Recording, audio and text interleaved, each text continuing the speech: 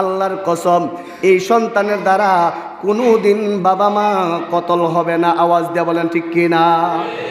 ঐশী এত লেখাপড়া করছে, তাসলিমা নাসরিন এত লেখাপড়া করছে, এত লেখাপড়া করার পরও বাবা এবং মাকে ঘরের ভিতরে জীবিত কবর দিয়ে ফেলছে। আওয়াজ দিয়ে বলেন ঠিক কিনা?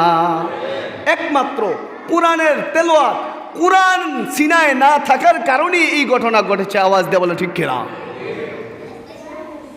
এই জন্য বাবা আল্লাহ পাক রব্বুল আলামিন বলেন, ইয়ামুরুনা বিল মারুফি ওয়া ইয়ানহাউনা আনিল মুনকার ওয়া তুমিনুনা বিল্লাহ।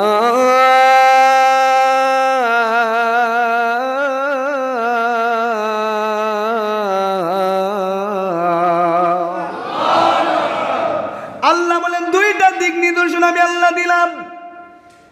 এর মধ্যে প্রথম নম্বর দিক নিদর্শন হলো সন্তানকে কোরআন শিখাইতে হবে। কার কথা?